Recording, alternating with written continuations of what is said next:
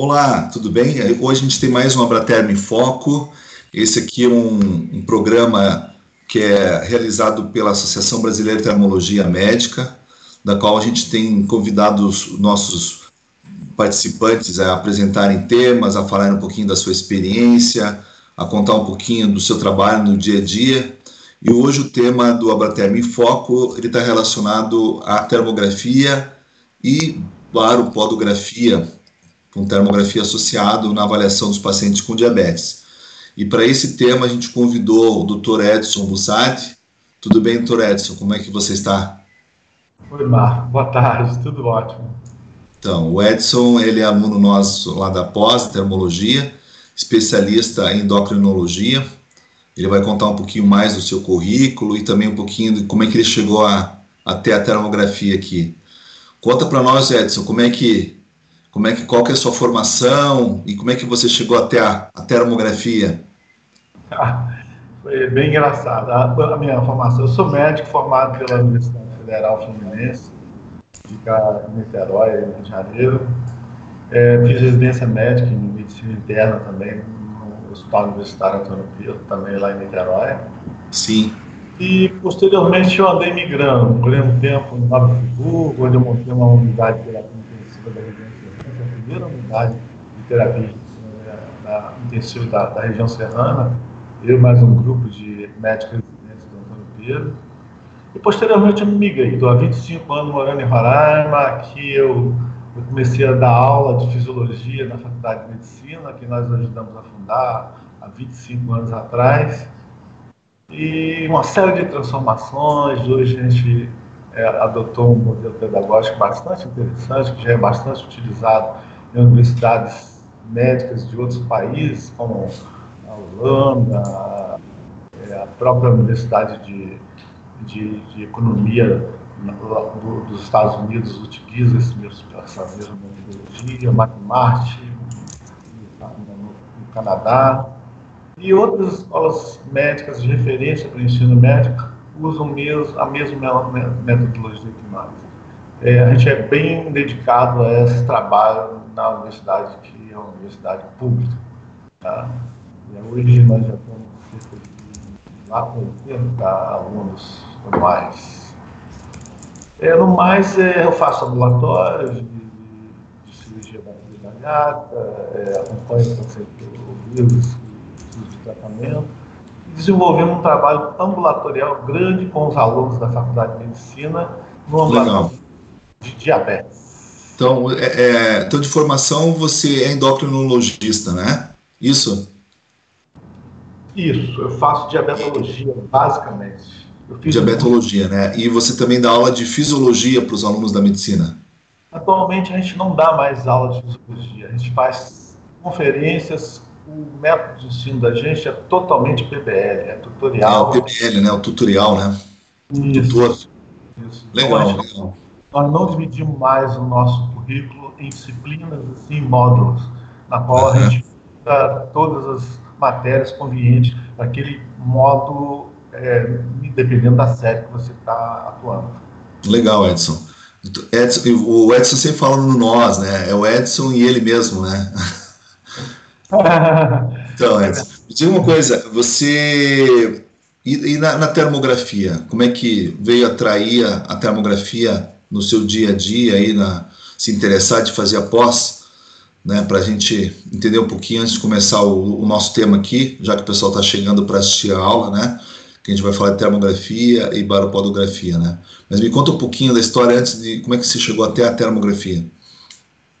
Exato, foi através de um professor aí do curso de Termologia e Termografia Médica da USP, que é o João Paulo Leite. Doutor João, né? O Joãozinho. Nossa. Entrei em contato, fiz um exame meu, pessoal, na clínica dele. Posteriormente, outra pessoa interessante também do curso, a doutora Balbinor, que nos apresentou de forma bem, assim, demonstrando, fez um exame com ela. E há uns 2 anos que eu venho paquerando uma possibilidade de trabalhar utilizar a termografia nos diabéticos, que é o meu foco principal de atendimento atualmente, é síndrome metabólica, obesidade e diabetes. e eu vi uma possibilidade grande devido à forma como foi apresentado. E a curiosidade foi grande e eu vi como essa modalidade diagnóstica, né, poderia nos ajudar a entender um pouco mais as lesões que os diabéticos sofrem, né? Legal. E até mesmo hoje, né, a gente já sabe que a gente consegue ver lesões teciduais. Esse próprio trabalho que a gente está apresentando aqui hoje é um trabalho que mostra essa questão do dano tecidual nos pés de pessoas com diabetes, mas hoje a gente já sabe que a termografia é capaz de encontrar lesões até mesmo naquelas pessoas que ainda não têm uma lesão mais grave, tipo ulcerações nos pés. Ou seja, um exame que pode fazer a predição do aparecimento. Então isso me tornou mais curioso ainda, e dessa maneira eu acabei entrando no curso no ano passado, fiz o nível 1, depois fiz o presencial e agora estou com vocês. Legal. Doutor Edson, esse artigo que você vai apresentar, eu estava vendo aqui, ele é um artigo do Reino Unido, pelo professor Clark e o Kleinerman, que é um pessoal que estuda muito diabetes, né? Mas ele é junto com ortopedia e reumatologia. Mas me conta um pouquinho desse trabalho aí, então. O que eles fizeram, o que vem de novidade aí nesse estudo? É um trabalho que tem, inclusive, a divisão de bioengenharia, juntando essa divisão de reumato, como você disse, um grupo de um centro pesquisador nessa cidade, na Inglaterra, e juntando também o pessoal da ortopedia, né, nesse outro centro de pesquisa, que é o North Park Hospital, também na cidade de Birmingham. Eu achei interessante porque eles procuraram juntar a termografia com a pedobariografia na investigação do risco, né, para desenvolver ulcerações. Tá? Mas também trabalharam com pessoas que já tinham ulcerações, avaliando e fazendo correlação entre a distribuição térmica, né, da superfície da pele, né, comparando isso com a questão da perfusão tecidual e, ao mesmo tempo, procurando detectar com a pedobariografia áreas de alta pressão que pudessem influenciar também nesse dano tecidual. Hoje é o que se usa mais, né, Edson? Assim, dentro da prevenção de ulceração no diabético, claro, os locais que possuem, né, nos centros de diabetes, eles acabam usando mais a baropodografia, né, que é mais conhecida, mais popular, e esse artigo vem juntar os dois métodos, a termografia também como meio de avaliar o risco à ulceração no paciente com diabetes, né? É interessante observar, né, que sempre colocando a questão do dano endotelial como sendo uma coisa extremamente importante. A gente consegue perceber com a evolução da termografia hoje em dia que o que se busca na realidade é ver como está a perfusão tecidual nesses locais e como isso aí está afetando a inervação simpática no controle dos vasos sanguíneos periféricos mais superficiais. Então, é bastante interessante, e é bastante interessante a gente ver também a evolução que a termologia teve de lá para cá, desde a confecção desse trabalho, os métodos que eles utilizaram, os equipamentos que eles utilizaram. Né? Sim, vamos ver. Então, conta para nós um pouquinho aí. Bom, eles usaram o aparelho termográfico IRH-780, que por acaso eu não conheço, mas... Tá, mas assim, o que motivou esse trabalho, assim? É que eu acho que eles falam do que, assim, da importância da termografia no que, assim? Bom, no sentido de analisar a temperatura da superfície, né, a temperatura da pele, da superfície, dos membros inferiores, basicamente, foi onde eles realizaram as imagens, né? Realizaram a imagem das pernas, anterior, posterior, em alguns casos, da região plantar, e utilizaram esse aparelho aí com um computador de análise de imagem. Tá? Com todos aqueles cuidados de climatização, etc. Todos nós já sabemos que é interessante, que é importante isso aqui. Porque quando fala em pé diabético, o problema é que junta tanto o problema vascular quanto o problema neurológico, né? Principalmente das fibras finas, e o que facilita a ulceração. Então a gente está falando tanto de um processo inflamatório em si, né? Tanto misturado com o processo isquêmico e a neuropatia facilitando essas ulcerações, né? E a termografia pode ser interessante, né, pelo fato de identificar esse processo inflamatório já numa fase mais precoce, antes que tenha ulceração, né? E nesse trabalho eles também incluíram pacientes com hanseníase, né, Edson? Foi. Tanto com hanseníase como pessoas também normais, né? Tiveram um grupo controle razoável, 20 e tantas pessoas do grupo controle, mas usaram muito pouco pessoas com hanseníase, foram 3 pessoas apenas. Ok. Mas vê que coloca-se muito em questão a diferenciação entre alterações neuropáticas, basicamente decorrentes de alterações simpáticas, mas também alterações ateroscleróticas. Eu acho que isso aí se viu bastante no desenrolar do trabalho, a gente vê, para você ver até como um fator preditivo, que eu acho que isso é que é interessante na termologia e na tomografia. É que se você tiver alterações na pele, ao redor dessa úlcera, que sejam frias, mas que tenham uma alteração, uma temperatura ao redor da ulceração mais quente, isso é um bom sinal preditivo de que essa ulceração pode cicatrizar. E nos pacientes ateroscleróticos, onde você tem quase praticamente uma amputação termográfica, como a gente vai ver em algumas imagens que estão colocadas nesse trabalho, as pessoas teriam muito mais dificuldade para poder fazer um processo de cicatrização, e é perfeitamente entendível, né? Você não tem muita atividade celular, onde você não tem uma circulação menor, o menor que seja, totalmente apagada, né? Você não vai conseguir recuperação.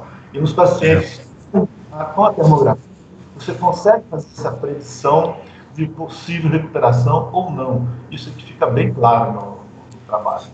E outra coisa também, às vezes a gente fica com dificuldade de fazer alguns estudos nesse sentido, porque a gente quer ter o paciente só com neuropatia, o paciente só com problema vascular, separar os grupos, e na prática não existe isso, né? Você sempre vai ter a mistura dos casos, né? E o legal desse trabalho é que ele não faz essa separação e vai mostrar os resultados aí, independente dessa separação entre neuropatia e alteração vascular, quer dizer, mostrando que é possível fazer estudos mesmo com a mistura, porque é o que interessa, é o dia a dia, né? E, inclusive, ele faz essa comparação aí com o paciente com hanseníase também, até para mostrar o que tem de parecido ou não com a hanseníase. Mas aí, prosseguindo, então, como é que foi o estudo, Edson?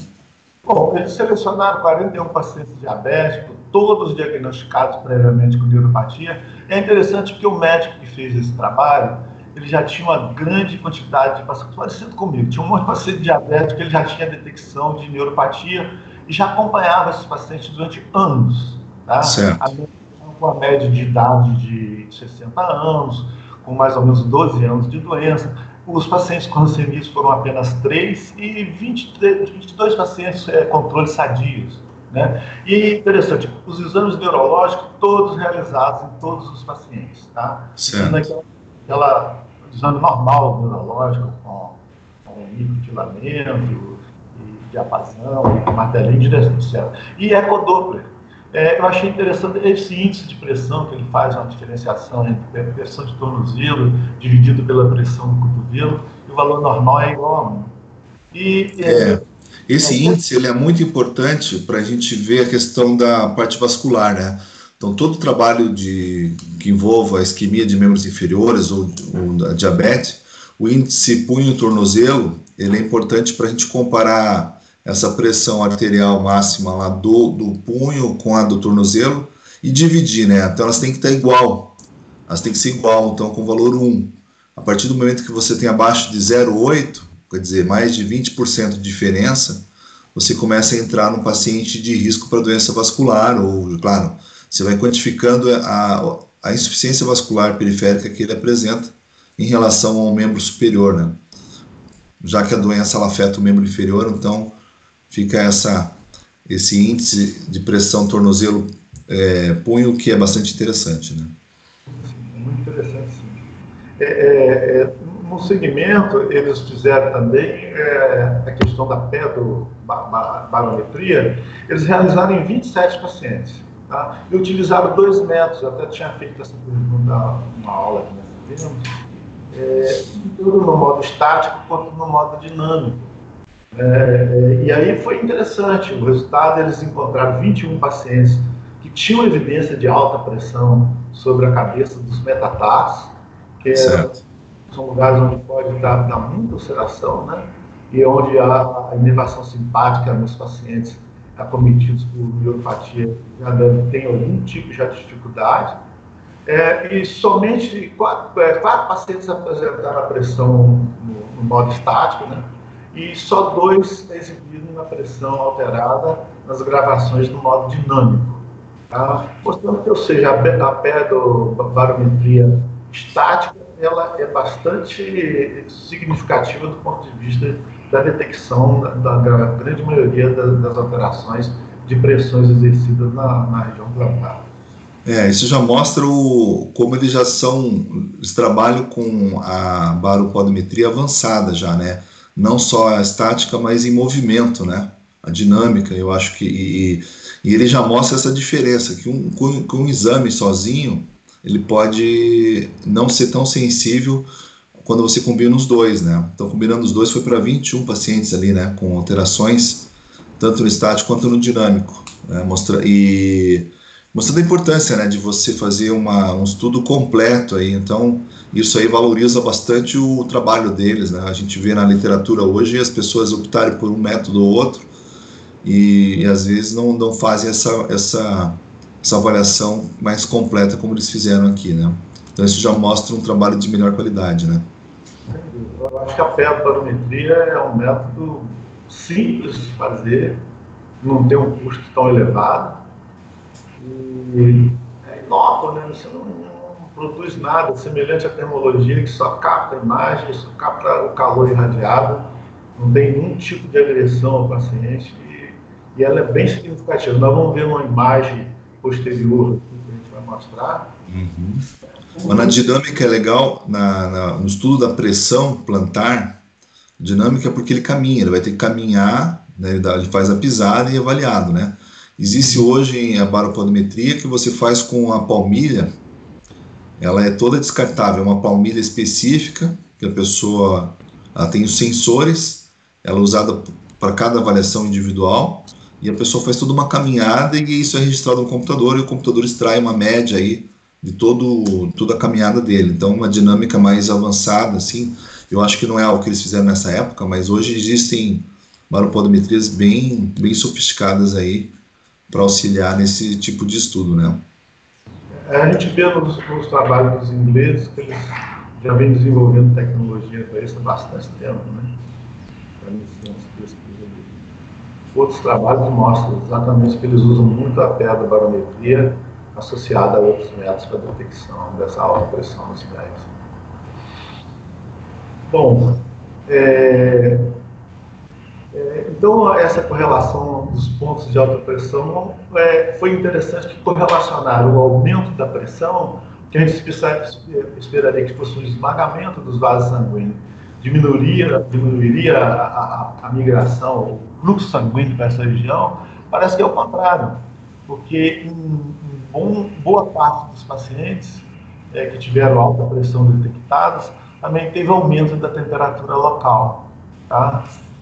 2 desses pacientes tinham hanseníase, e o mecanismo é um pouquinho diferente, porque na hanseníase você tem lesão simpática, então você vai ter uma vasodilatação.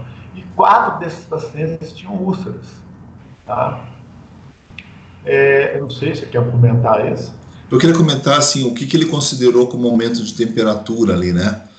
Ele não explica aqui, né, o valor de corte. Não, 0,7, mais de 0,7 graus, né? As temperaturas, depois eles fazem uma correlação entre os pontos e aumento de temperatura, mas todos esses pacientes tiveram a termografia realizada. Então, mostrando que tinha uma área mais hiperradiada nos locais onde havia a compressão mais forte. Tá? Isso, o exame termográfico mostra no trabalho. Tá? Então, tem um paciente no exemplo aqui que ele tinha uma área de pressão muito grande na região plantar, e o tratamento inicial para ele foi exatamente a recomendação de que ele utilizasse, ou andasse menos, utilizasse algum outro tipo de calçado que não fizesse uma pressão grande naquele local. E a gente vê nos diversos slides que tem aqui que a temperatura vai diminuindo e vai melhorando a condição desse paciente, a condição clínica dele melhora quando ele tira a compressão desse local. E eles acompanham isso com a termografia. A termografia foi fundamental para acompanhar que aquela área hiperradiante começa a diminuir a hiperradiação quando você tira a pressão dos pés desse paciente. Então isso é muito interessante. Não, é muito legal, porque esse é o estudo, esse foi um dos estudos pioneiros comparando a termografia com a baropodometria. E ele já começa muito bem colocando essa diferença aí de temperatura, depois acho que você vai mostrar na tabela lá, temperaturas médias acima de 1 grau de um pé em relação ao outro, e o aumento da temperatura à medida que tem uma neuropatia mais grave, né? Vou mostrar aqui depois a figura, que a pessoa mostra a pessoa com 6 dias, eu acho que isso no 16. Vamos ver. Tá, vamos ver. Então, aí está a tabela que você estava comentando, analisando a relação entre a temperatura assimétrica e a temperatura média, né? Para os vários dígitos termográficos na perna dos 3 grupos estudados, ou seja, o grupo de diabético, o grupo de pessoas sãs e o grupo de pessoas com hanseníase. Tem até um errozinho aqui, que aqui tem um 22 aqui no N, mas é 3. São só 3 pacientes com hanseníase. Certo. Tá? A gente tem um grupo de 54 diabéticos e 22 grupos controle saudáveis. Certo. E na média da temperatura, você não vê muita diferença entre os grupos. Mas aí é a perna toda, né? É a perna anterior e a perna posterior. Porque o que vai fazer grande diferença mesmo vai ser a região plantar, né? Exatamente. Aí você tem uma diferença significativa aqui, ó. Tá? Só que como essas pessoas eram diabéticas e eram de ambos os sexos, eu tenho a impressão que caiu um pouquinho a média aqui no coisa do baixo aqui, porque tinha mulher e homem. A gente sabe que já bem avaliado, que o pé da mulher, a região plantar do homem e da mulher tem uma diferença significativa mesmo nas pessoas normais, beleza? Então isso aí pode ter interferido um pouquinho. Tá? Não, mas eu acho que eu veria o seguinte, ali a gente tem um valor médio plantar de 27 graus. Isso. Então a planta média, a temperatura média da região plantar é em torno de 27 graus. E chega a ter 1 grau de diferença em relação ao pé diabético, que já vai para 28 graus, a média, entendeu? E o pé com a hanseníase, que é uma lesão mais grave, ela chega a ter 30 graus de diferença, quase 2 graus a mais do que o pé normal, 3 graus a mais quase, né, do que o pé normal. Então, isso que é interessante de a gente ver que à medida que tem a neuropatia vai avançando, a temperatura plantar ela aumenta também, né. A gente vai ter essa diferençazinha um pouco na perna anterior, na parte posterior, né, ali também tem essa diferença, mas assim, não é tão grande a diferença. E também o N para o grupo da neuropatia pela hanseníase não dá nem para usar muito, né? Ele só tem 3 casos, né? Então fica difícil de ter uma significância. Mas vai ter a significância principalmente na região plantar, dessa diferença direita-esquerda e a temperatura média. Mesmo com 3 pacientes apenas, você vê que dá uma diferença aqui de 3,45. É bem maior do que nos de cima, exatamente devido a... Eu acho que essa compressão a gente está tendo hoje em dia, né?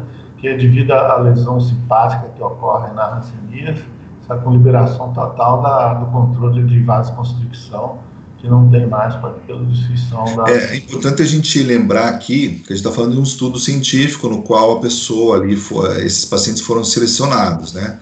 Eu falo isso porque na vida real a gente tem outras situações que vão aumentar a temperatura aí e que acabam exigindo que a pessoa tenha mais conhecimento, mais experiência, né, ou como você está fazendo a especialização, que é entender que essas pessoas podem ter alterações radiculares também, né, que interferem, alterações venosas, alterações de dor referida, alterações do joelho, trombose venosa profunda, outras situações clínicas que têm que ser avaliadas nesse contexto também, mas é que aqui ele deve ter separado esses casos, então fica, como é um trabalho de estudo, eles acabam tirando essas situações, né, para não criar resultados que interfiram.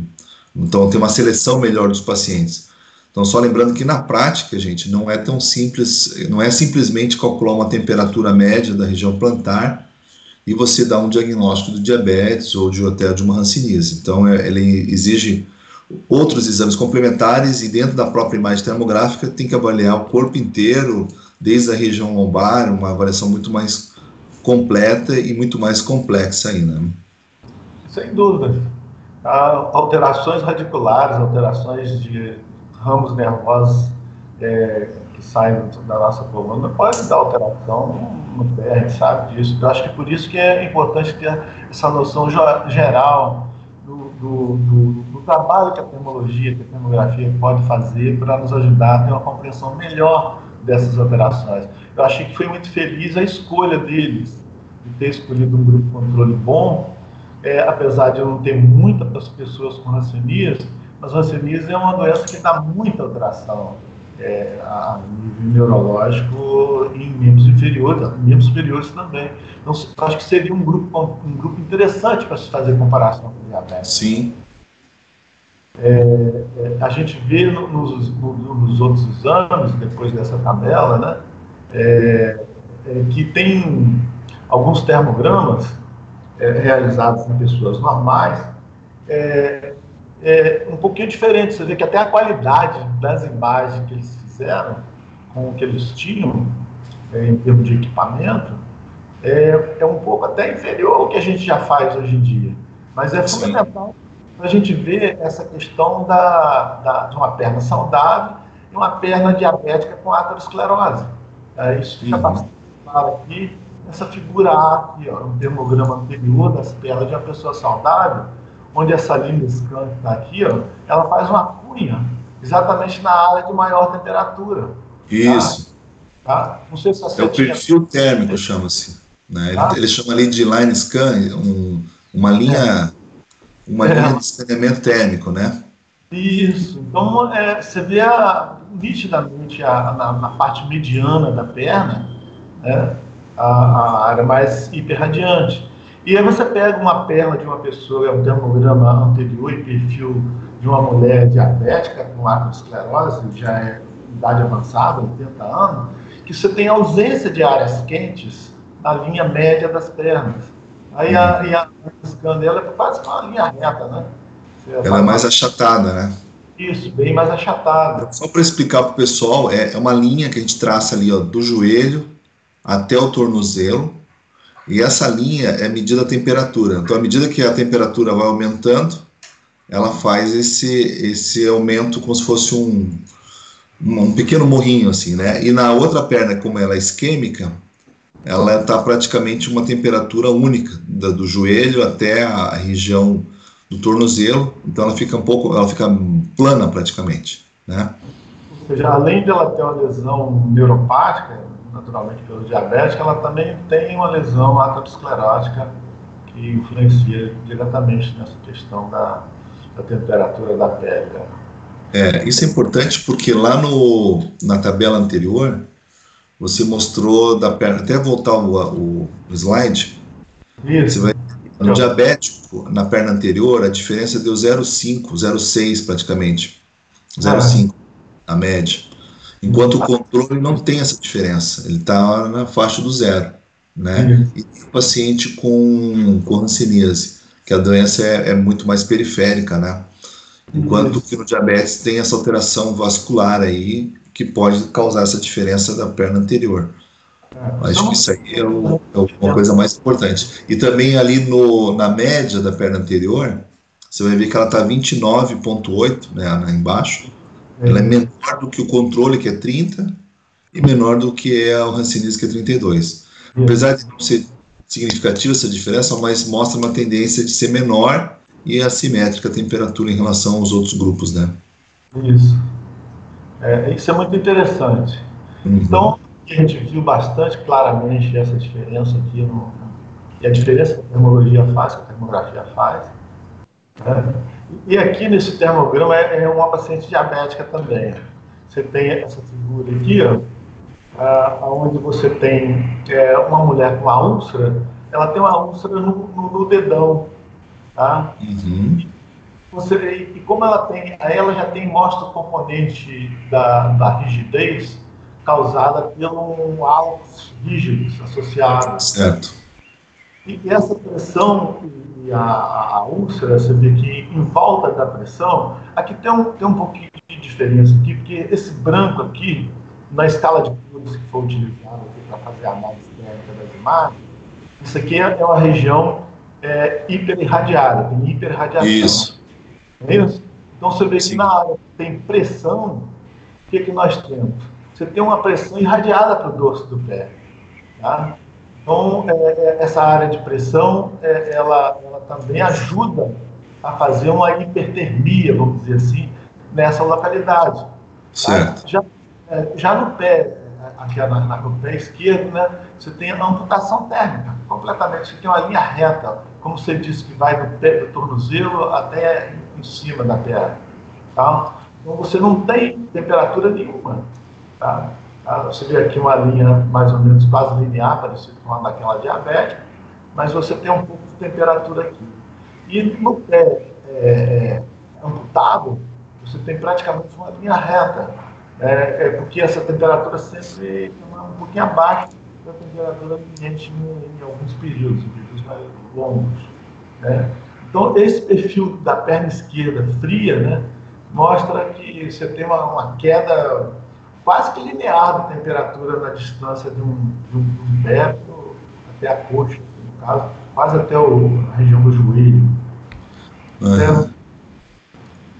Muito interessante. E você vê como que ele dá importância para a análise da perna anterior, hein? Para você diferenciar, né? Então a perna anterior entra muito, é mais importante que acho que até a posterior. Se a gente voltar de novo o gráfico lá, da figura do slide anterior. Eu tenho uma outra slide aqui que mostra isso bem legal. Tá? É esse aqui, ó. É um termograma dos pés de um diabético com controle da perna perdida depois de uma evolução neuropática. Como esse médico que fez o trabalho, ele acompanhava esses durante muitos anos, era sempre o mesmo médico acompanhando os pacientes, ele pôde observar isso que está aqui, um padrão razoavelmente normal no paciente diabético, numa fase de perfusão cutânea do pé dele ainda estava razoavelmente bem, né, e bem controlado, e o mesmo paciente aqui, ó, nessa figura B, depois que ele consegue perder, ele perde já esse tônus vascular, vasoconstrictor, mediado pelo sistema nervoso vegetativo simpático, e ele perde completamente, né, esse controle da perfusão cutânea. Aqui é o mesmo paciente, ainda com o controle, Sim. E com a evolução da doença, tá, ele perde o controle simpático, tá, neurovegetativo simpático, controla a vasoconstricção, e você vê que o pé dele fica quente. Essas áreas brancas em ambos os pés aqui, ó, que é diferente do lado de cá, da figura A, Sim. é a área de hiperperfusão depois de uma perda completa do controle neurológico, simpático. Esse muito ilustrativo, né? E você vê, o máximo da escala é o branco, né? Isso, então ele vai apresentar aquilo que a doutora Luciane pesquisou lá no trabalho dela, que é a anisotermia interdigital, né? Então você acaba tendo uma anarquia da distribuição térmica dos pés, não só da planta, mas do dorso dos pés também, né? Isso é muito interessante para a gente que está iniciando ainda na termologia, para poder mostrar para os nossos colegas a importância da gente entender essa questão das alterações endoteliais que os pacientes neuropáticos, com pés neuropáticos, sofrem. Tá? E se a gente tem que fazer algum tipo de intervenção, tem que ser nesse nível. E mostrando quanto a gente pode ainda trabalhar na questão da predição e a prevenção de futuras lesões mais graves nos pés desses pacientes. Sim, sim. Se fala muito, eu estava vendo hoje ali, né? Fala muito em termografia, prevenção de mama, câncer de próstata, mas assim, em câncer, e que é uma coisa que você não consegue dar essa segurança e falar em prevenção, porque seria uma coisa errada, né? Você pode orientar, detectar precoce e tal. Mas aqui no diabetes, não, no diabetes é outra história. Aqui realmente a gente tem como prevenir a ulceração, né? Então é uma situação mais real, mais factível na prática médica, na qual você vê a mudança térmica e pode reverter a doença, né? Pode reverter esse quadro evolutivo aí, né? Diferente do câncer, que ainda é uma coisa em pesquisa, não tem tanta segurança como tem no diabético, né? Apesar da doença do diabetes ser complexa de tratamento e tudo mais, você vê aí, a gente ainda tem um caminho a ser trabalhado de forma até mais segura ou mais clara dentro da prevenção da ulceração e da evolução para a neuropatia, né, Edson? Sem dúvida. Eu acho que essa figura aí mostra exatamente isso. Como você tem é uma doença crônica, degenerativa, progressiva, a gente sabe que é. Apesar da medicina ter avançado bastante, a gente ainda não conseguiu tratamentos eficazes, até porque é uma doença multifatorial, é complexa, como se diz. Mas a gente consegue ter uma evolução de um paciente acompanhado pelo mesmo médico durante algum tempo, a evolução da doença, a evolução da alteração neuropática ligada diretamente ao controle vasomotor desses pés. Eu acho que isso aí é bem interessante da gente ir pensando em novas possibilidades, né?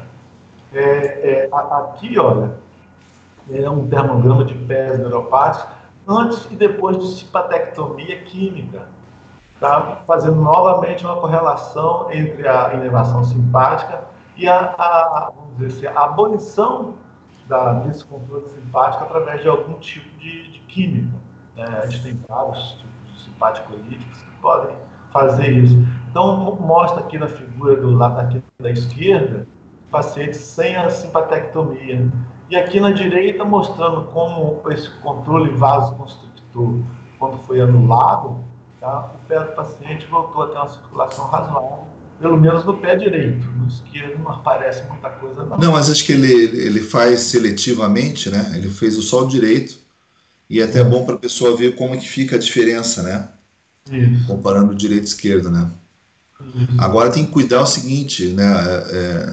Aí cria um pouco de confusão, né? As pessoas não entendem. A simpatectomia aqui, ela tá para ajudar na parte da perfusão sanguínea, né? Então ela é provocada para poder restabelecer um fluxo adequado, uma cicatrização, melhorar a cicatrização, e ela tem uma indicação assim bem precisa, que são aqueles quadros de insuficiência arterial periférica que não dá para fazer uma cirurgia, ou estar numa fase inicial. Tem alguns critérios assim, bem estabelecidos pelos vasculares, para indicar a simpatectomia, né? Mas assim, aqui é interessante porque ele aumenta a temperatura, né? Então você provoca ela é provocada para a melhora do paciente. É diferente da simpatectomia, da doença em si, que ela é um sinal de descompensação, na verdade, né? Uma descompensação que vem pela doença em si. O bloqueio do simpático nunca é bom em pacientes diabéticos, porque a gente acaba camuflando outras coisas, inclusive os sintomas de hipoglicemia, né? Então, a gente não usa hipertensão arterial, por exemplo, em diabético. Eu usei há muitos anos atrás, atualmente não recomendo. Bem, esse termograma, então, mostra aí essa questão como é que a simpatectomia química unilateral, no caso, pode ajudar a gente até a entender melhor, mais no sentido de entender essas funções que são bastante fundamentais. Olha esse slide aqui, ó. Essa é na figura A, aqui é um paciente que já tem úlcera. Por acaso, eu atendi uma paciente essa semana aqui exatamente desse jeito. Não com uma lesão tão grande assim a nível do tornozelo, mas uma ulceração importante a nível do pé, e mostrando as áreas hiporradiantes, mas mostrando uma coisa interessante, ó. Você tem uma hiperradiância e radiação ao redor da úlcera, ao redor do ponto crítico, que é o ponto mais frio do pé, né? E essas alterações são muito interessantes da gente observar. A gente não consegue observar isso aqui num pé aterosclerótico, mas num pé neuropático, com úlcera neuropática, que é importante a gente fazer o diagnóstico diferencial de um para outro, porque a conduta é diferente, a perspectiva e a possibilidade terapêutica também é muito diferente num paciente e no outro. Então, mostrando que nessa área ulcerada, mais frio aqui, tá, você tem uma área quente ao redor da úlcera. Isso é um sinal que a termologia pode ajudar muito. É um sinal preditivo de bom prognóstico no sentido de cicatrização da úlcera. Tá? E você vê que interessante, né? As pessoas que trabalham com feridas, até de outras áreas, não só a área médica, mas o pessoal da enfermagem, por exemplo, eles não têm essa noção de quão extenso é o processo inflamatório envolvido ali na úlcera, né? Existem as classificações clássicas do tipo A, B, C, D e tal, do tipo da úlcera, profundidade, borda, etc., mas elas não incluem muito a questão fisiológica, funcional, né? Ela é muito voltada para o aspecto anatômico. E essa parte funcional ela faz muita diferença aí para quem faz tratamento de feridas. Então, para quem já está com a ulceração aberta, aí, que tipo de tratamento eu vou indicar, que tipo de substância eu vou utilizar, se eu vou aplicar alguma coisa ali, se eu vou injetar, se eu vou estimular, se eu vou fazer simpatectomia, sei lá. E tem milhares de tratamentos para úlceras, né? E qual que é a efetividade deles? Então, qual que é a efetividade e a velocidade do tratamento, né? Existem muitas coisas para fechar uma ferida, né? E às vezes ela se fecha, a gente não tem nem certeza se foi do nosso tratamento ou se foi do próprio paciente que acabou se resguardando melhor a sua saúde, a sua alimentação, os cuidados, né, simples da ferida. Então, cria muita dúvida. A partir do momento que você tem a termografia para documentar isso do ponto de vista funcional, isso dá uma segurança muito maior para o profissional que trata feridas, né, Edson? Eu não sei se vocês têm um ambulatório aí também de feridas. Temos. E a gente tem uma pessoa muito interessada, que é uma cirurgiã plástica. Sim. E praticamente deixou a cirurgia plástica de lado e começou a trabalhar mais nesse ambulatório de diabetes. É uma professora da escola que trabalha só com feridas. E ela tirou da cabeça de muita gente da enfermagem daqui: olha, vocês estão usando um monte de substâncias tóxicas para as células que estão querendo nascer. Ou seja, tecido que está granulando, você não coloca antibiótico, você só lava com soro fisiológico, faz curativos regulares, tá? Ensina para o paciente a ter uma higienização desses pés de forma mais adequada. Se tiver alguma ferida, lesão nas unhas, a maioria dos pacientes, quase todos têm onychomicose, então tem toda uma orientação para isso, mas uma orientação para o que não usar, porque de um modo geral se usa muita coisa errada para tratar úlceras neuropáticas, muita coisa errada. Tá? No tempo que na diabetologia, lá no serviço de endocrinologia lá da Unicamp, tive a felicidade de fazer um curso lá de diabetologia com eles, as enfermeiras que cuidavam disso, basicamente, quase não usavam nada de antibiótico. Tá? Era só limpeza, soro fisiológico, muito pouca coisa era utilizada, no sentido de tentar preservar aquele tecido que ainda tem capacidade de regeneração. Dependendo do tipo de substância, de química que você vai usar, você pode interferir nesse processo de reprodução celular das células que estão ali, que ainda podem. E o controle do diabetes, Edson, da glicemia mesmo, você vê isso muito evidente, essa diferença da pessoa estar descompensada? Claro que a própria ferida descompensa mais, mas a partir do momento que você começa a compensar isso no teu paciente, você vê esse reflexo direto em cima da cicatrização também? Isso aí é o ponto fundamental. Tá? Porque, infelizmente, no serviço público, mais de 80% dos pacientes que a gente atende não tem um controle metabólico adequado. Acho que tem estatísticas, inclusive tem um trabalho, acho que da Fiocruz, se eu não me engano, um pesquisador, mostrando que 85% dos pacientes não tem um controle metabólico adequado. sem o qual você não vai conseguir ter isso, porque vai perpetuar o processo de alteração endotelial, o processo de lesão neurológico. A gente sabe que isso aí altera várias vias metabólicas no corpo humano, tem alterado a via dos polióis, né?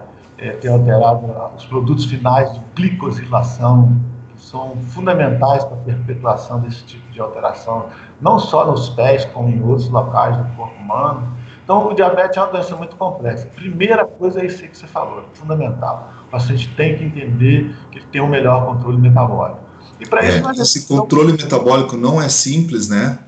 E para o paciente chegar nesse ponto, geralmente eles têm uma descompensação do diabetes importante, né? Há necessidade de uma avaliação médica ali, do controle metabólico, reavaliar tudo que está acontecendo, porque não adianta, não é injetar qualquer coisa dentro de um corpo que não está equilibrado, né? Não está metabolicamente propício para a cicatrização. Aí você vai estar perdendo muito tempo, esforço, né?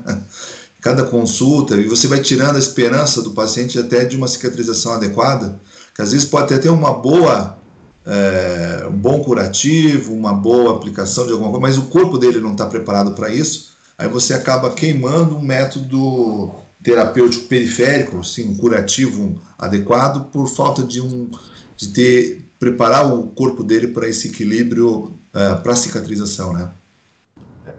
Sem dúvida. A gente tem que lembrar que a glicose é o nosso principal combustível, né? Seria o nosso principal. Se você tiver em alta, você vai estar glicosilando o cérebro, todos os tecidos. Isso aí vai causar alterações importantes, desregulando todos os outros sistemas, inclusive o seu sistema imunológico, né? A gente não pode esquecer que o diabético, imunologicamente, é uma pessoa deprimida. E ele tem um processo inflamatório crônico, que atinge todas as regiões. Não é à toa que as principais doenças que matam diabéticos são doenças cardiovasculares cerebrais, né? Sim. Você tem 3 vezes mais infarto do que uma pessoa que não é diabética, da mesma idade, tem muito mais acidente vascular cerebral. A gente pode observar isso nas internações. Você pega lá um infartado, pega lá alguém que tem aterosclerose e vê quais são as doenças de base que eles têm. A hipertensão e diabetes são as principais. Então, não é simples, é muito complexo, e você também convencer um paciente que já tem esse nível de lesão, esse nível de alteração, que já chegou até aí, como você disse, a mudar completamente o comportamento dele, requer um trabalho de equipe. Agora você falou uma coisa importante, né? A gente olhando a foto ali, a gente não tem noção do processo inflamatório, ou até da possível infecção que possa estar surgindo ali também. E com a imagem térmica você tem uma noção melhor e consegue passar isso para o paciente, né? Você mostrar que há necessidade de cuidar, que não é uma pequena ferida, né? Que aquilo pode infeccionar e pode evoluir para o que a gente não quer, que é a amputação, né? Então, o lembrar de salvar membros, eu acho que é muito importante. A amputação é um risco muito grande dentro do diabético, que evolui para a úlcera, né? E basta o quê? Basta esse descontrole metabólico e a infecção persistente em cima da ferida. É o que vem em seguida, é a amputação, né, Edson? Eu acho que a palavra salvar o pé, só quem já passou por algum tipo de treinamento como eu, ou uma pessoa que não tem o pé mais, para saber o quanto que isso é importante. Essas simulações que a gente faz em cursos avançados de diabetes, que a gente apresentou feito no país nórdico, coloca você sem o pé e com alguma coisa no olho impedindo que você enxergue. E coloca você com muleta e sem enxergar direito, para você sentir a situação de um paciente nessa situação. Eu acho que a gente mostra as imagens. Eu tenho mostrado algumas imagens para os pacientes no ambulatório público, que é onde eu desenvolvo mais a maior parte dos trabalhos, particular é muito pouco ainda, né? Mas quando você mostra exame termográfico, a imagem termográfica, eles ficam encantados. Poxa, doutor, então tem jeito? Eu falei, eu acho que ainda tem jeito. Mas primeiro você tem que mudar muita coisa, você tem que começar a mudar o seu comportamento. Isso. E essas instruções, quando elas são passadas de forma clara, tá?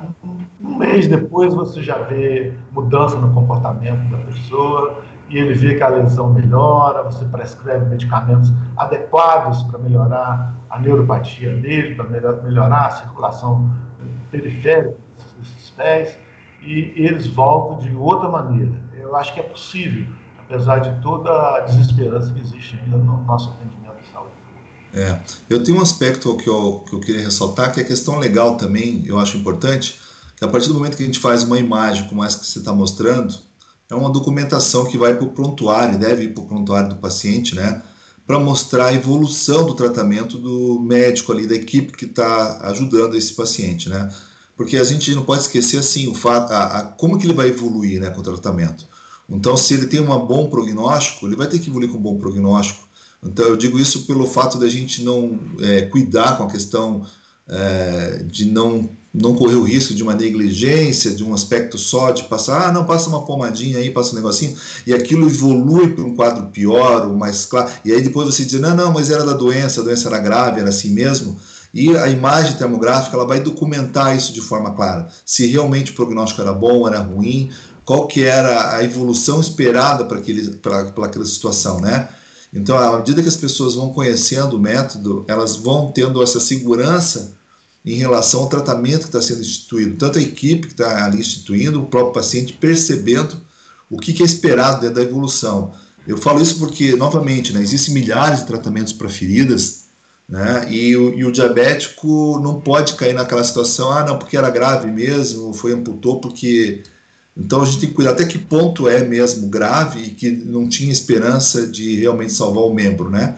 Então, a termografia vem trazer, o objetivo dela é a identificação precoce, não é simplesmente uma imagem coloridinha, bonitinha ali para mostrar para o paciente, mas para a gente entender também que será que aquilo que a gente está usando realmente está sendo efetivo, seja sistêmico, seja local, né? Até que ponto a gente está realmente trazendo um benefício para o paciente. E depois, no acompanhamento, se o paciente está realmente cuidando, existe a responsabilidade dele no cuidado da ferida, quando ele retorna para a sua residência e tal, se ele está cuidando dessa ferida de forma adequada. Então, a gente fazendo essa monitorização de forma repetida, né, a cada retorno, e documentando isso em prontuário, acho que a gente vai melhorar muito a qualidade do nosso atendimento, a gente vai poder estabelecer protocolos mais claros em relação ao tratamento, e realmente reduzir a reulceração, né? Reduzir o risco de reulcerar, diminuir essa incidência de amputação, como alguns estudos já têm trazido aí nos estudos americanos, aí o grupo mais forte é o grupo do Texas, né? Que é o professor Armstrong, que ele tem trazido muitos dados de termometria no acompanhamento do pé diabético, e mostrando que dá, sim, pela temperatura, para se fazer uma monitorização e reduzir esses riscos aí de reulceração e de amputação de membros, né?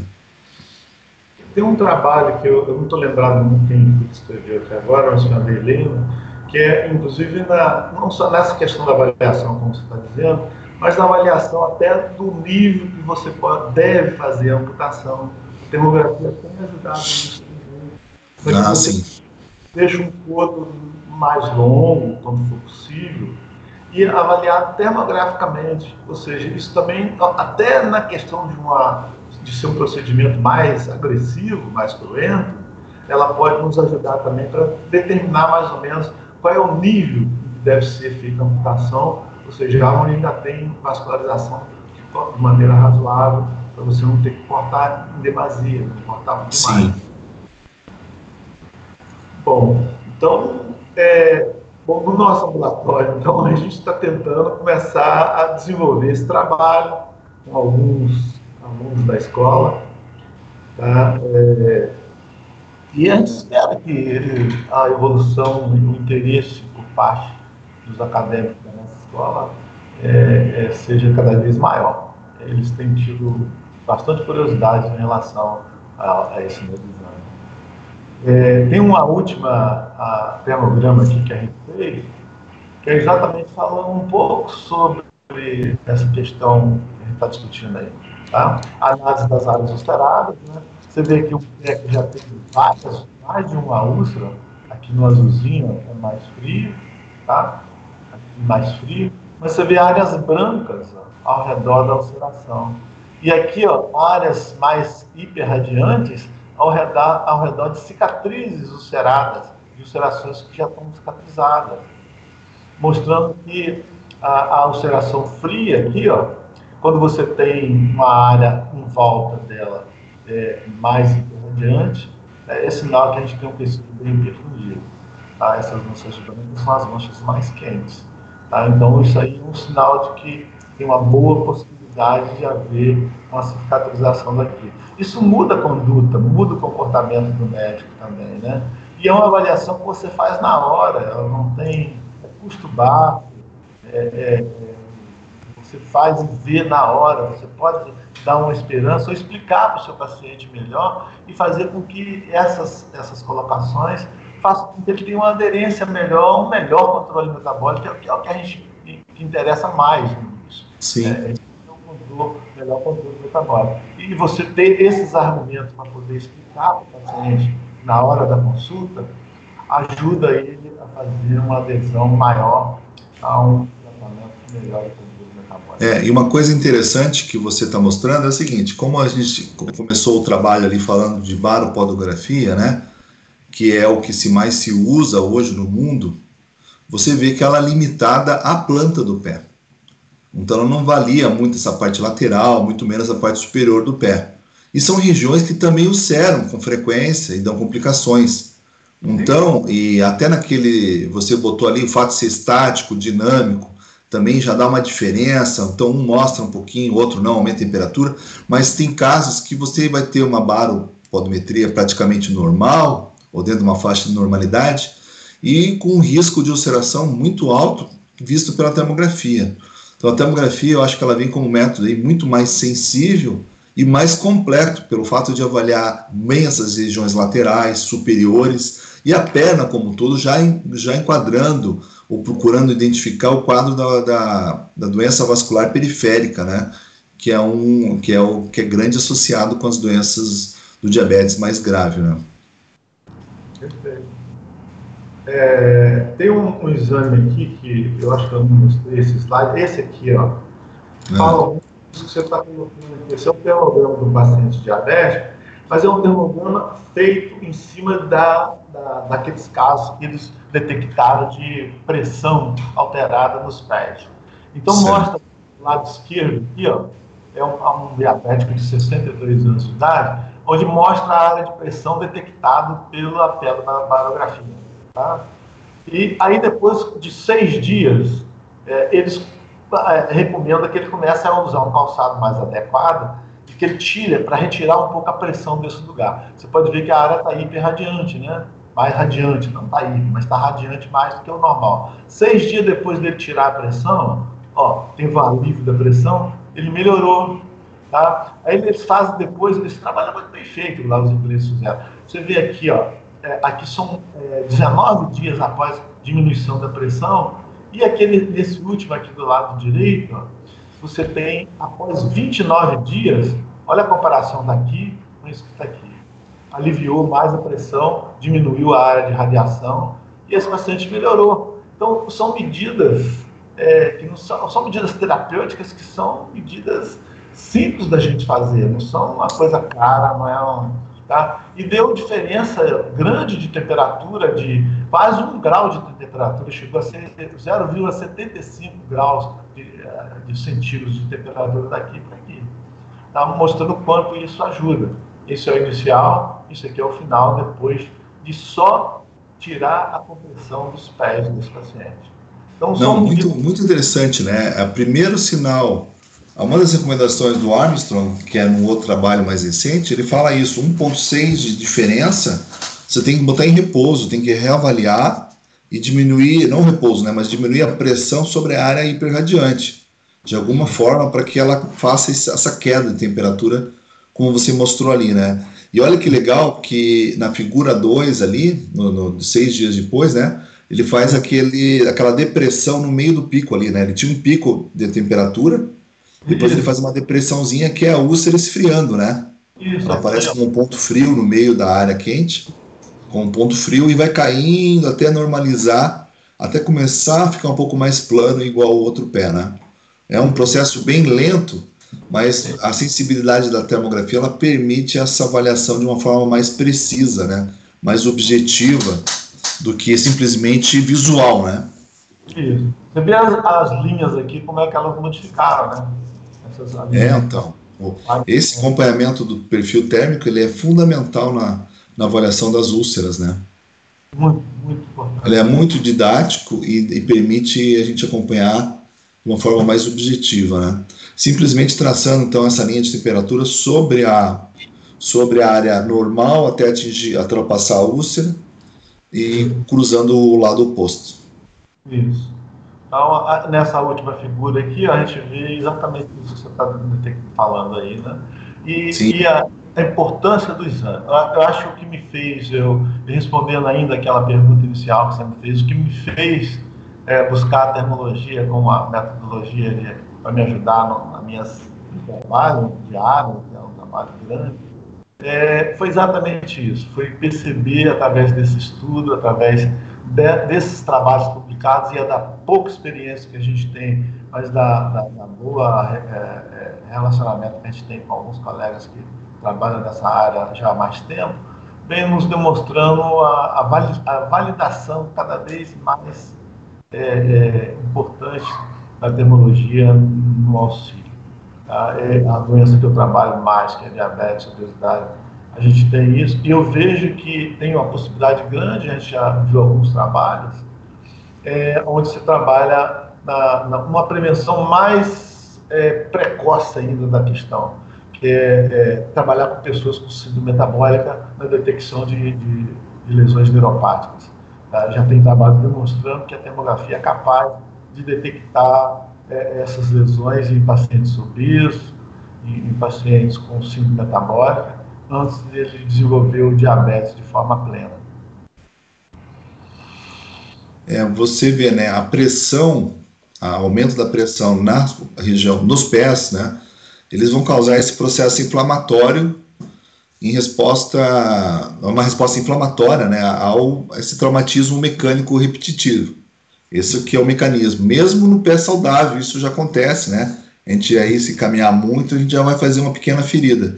Então, fica de alerta as pessoas do diabetes. Então, no diabetes, essa ferida vai acontecer num pé que tem insuficiência vascular e a disfunção neurológica. Então, o fechamento dessa úlcera, dessa pequena ferida, ela não vai ser simples. Ela pode aumentar, principalmente se ela persistir com o mecanismo mecânico sobre aquela região, e persistir e ter uma infecção em cima daquela região.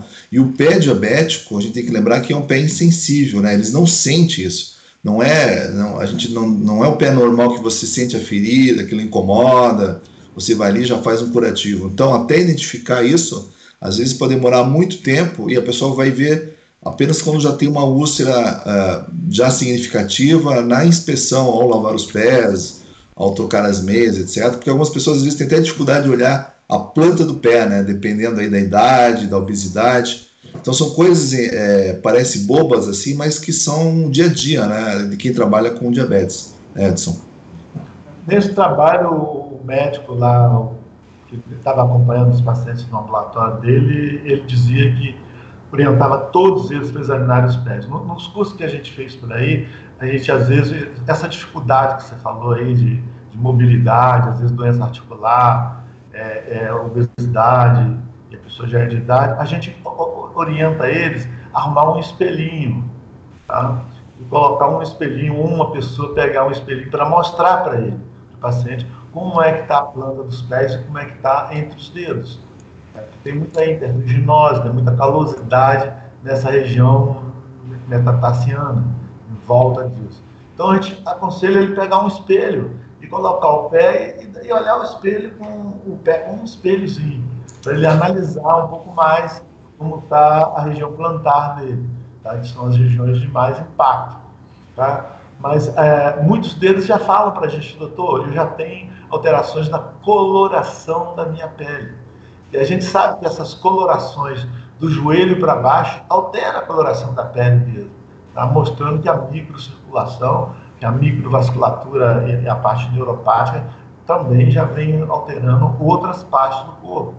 Então, eu acho que a termografia nos ajuda muito a demonstrar isso que está aí de maneira muito clara. O paciente vê a imagem, ajuda muito a ele nos ajudar a poder ajudá-lo de maneira mais efetiva. Eu acho que... Você comentou do espelhinho, né? A gente já vê no futuro próximo aí o paciente fazendo a avaliação na sua própria residência, né? E isso sendo passado para o médico, para a equipe que trata o diabetes dele em relação à saúde dos pés, até como sinal de alerta para visitar o seu médico num tempo até um pouco mais antes do que estava marcado, etc. Então isso é o futuro. Enquanto não tem esse futuro, fica aí a dica, então, para o pessoal que tem diabetes, né, Edson, de procurar especialistas que já usem a termologia, que tem esse conhecimento de termologia, como você, e que já sabem criar esse diferencial na avaliação do pé diabético com o uso com a termografia, né? Porque não é simplesmente ver a área quente, né, é identificar ela, o risco, identificar o quadro depois de instalado, como é que é a cicatrização. Então tem que saber tratar essas feridas também, não adianta propor só um rastreamento do diabetes e não saber como conduzir isso, né? Não adianta a gente fazer um monte de diagnóstico de doença que depois não tem como a pessoa nem saber como é que vai tratar, quem que é o especialista que trata, ou um especialista que entenda a imagem termográfica e possa agir de uma forma preventiva realmente, que é o caso do diabetes, que possa interferir na evolução natural da doença com propriedade. Então, é o que a gente chama de termologia aplicada, né? E você tem mostrado isso aí desde o início do curso, né? Esse teu interesse, agregando isso na tua formação, né? Eu queria até parabenizar você pelo fato de você se dispor aí de vir tão longe aí para o curso da especialização e tá trazendo isso para a tua região, tá trazendo isso para o ensino dos alunos, né? Para uma nova geração de futuros profissionais de saúde, futuros médicos, e está implantando isso na tua população, nas pessoas que estão próximas a você, poder se beneficiar com esses conhecimentos da termologia que você está aplicando no seu dia a dia. Mas não é por aí. Com os alunos está ficando mais fácil do que com os médicos mais antigos formados. Aí eles estão, aos poucos, aglutinando no ambulatório e propondo, por incrível que pareça, aluno do 4º ano, propondo um trabalho de pesquisa que é de dar inveja a muita gente por aí. É impressionante como eles estão interessados. E o objetivo é esse também, né? É evitar a amputação, né? A amputação de pé diabético é um desastre. E aqui a gente ainda tem muita amputação que eu reputo como desnecessária. Tá? A termologia, acho que vai nos ajudar a fazer com que outros médicos, ortopedistas, principalmente vascular, entendam um pouco melhor a aplicação da termologia e com isso a gente conseguir salvar mais perna, mais pés de pessoas diabéticas. E a gente espera também uma sensibilização, né, das autoridades de saúde, do Ministério de Saúde, da própria vigilância sanitária, para que para que o método venha a ser útil nesse nível, né, nesse nível de atendimento primário para as pessoas, assim como já tem alguns centros que têm a baropodometria, mas saber que ela é útil, mas tem a sua limitação, então ela não está ainda abrangendo toda a prevenção da ulceração do pé diabético, como a termografia faz, com bastante propriedade, né? Dentro da fisiologia é uma coisa bem clara, bem evidente, a gente não está trazendo aqui nada de fora do que já se conhece, não é um conhecimento tão novo assim, o novo é a tecnologia em si, mas o aspecto da cicatrização, o processo inflamatório por trás disso, a evolução das feridas é uma coisa muito clássica, muito clara. Então é questão mesmo de implementar o método no dia a dia e saber conduzir os pacientes uma vez identificadas essas alterações. Queria agradecer, Edson, aí pela sua brilhante aula, foi bastante esclarecedora, eu acho que o pessoal que estiver assistindo a gente vai ficar bastante estimulado, né? E saber que tem pessoas como você que estão aí se dedicando ao diabetes de uma forma bastante avançada, independente de onde esteja, mas que tem essa preocupação em realmente trazer o melhor para os seus pacientes. Legal, mano. Eu acho que é a pequena contribuição que a gente está dando aí para o nosso grupo de termologia e termografia médica da USP, tá? Junto com vocês e com todos os nossos outros mestres aí. Então tá bom, gente, ficamos por aqui hoje, deixe as suas perguntas aqui no chat, a gente, se possível, a gente vai respondendo.